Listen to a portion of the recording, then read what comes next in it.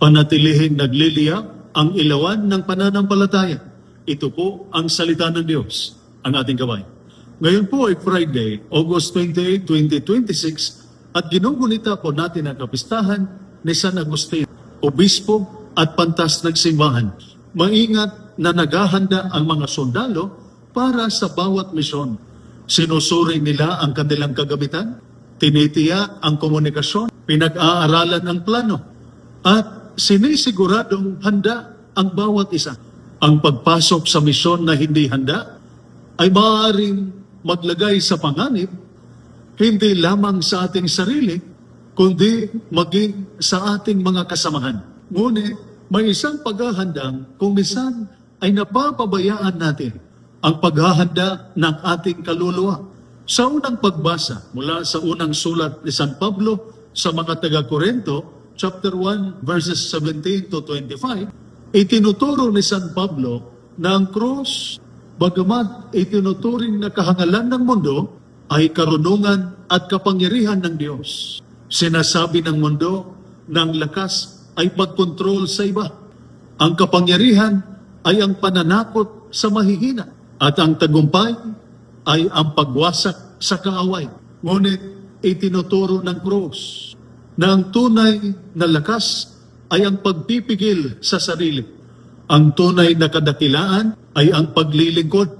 At ang tunay na tagumpay ay ang pananatiling tapat sa tama kahit nangangailangan ito ng sakripisyo. Sa ating ebanghelyo, mula sa ebanghelyo ni San Mateo, chapter 25, verses 1 to 13, 10 dalaga ang naghihintay sa lalaking ikakasal. 5 ang nagdala ng ekstrang langis, samantalang ang iba ay hindi nagdala. Nang dumating ang lalaking ikakasal, ang mga handa lamang ang nakapasok sa piging. Ang langis ay sumasagisag sa mga pang-araw-araw na disiplina, nagpapanatiling buhay sa ating pananampalataya, panalangin, pagtanggap ng mga sakramento, integridad, pagpapatawad, malasakit at tapat na paglilingkod. Kung paanong hindi maaaring hiramin ng isang sundalo ang pagsasanay at paghahanda ng kanyang kasamahan sa oras ng misyon, hindi rin natin maaaring hiramin ang pananampalataya, mabuting pagkatao o ugnayan ng iba sa Diyos. Kailangan panatilihin ng bawat isa ang sariling ilawan. Ibinapaalala ngayon ni San Agustin na hindi kayang punan ng talino, tagumpay, kasiyahan at ambisyon ang pinakamalalim na hinahanap ng puso.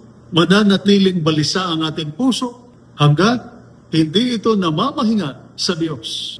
Maaari nating itanong sa ating sarili, nagliliyab ba ang ilawan ng aking pananampalataya?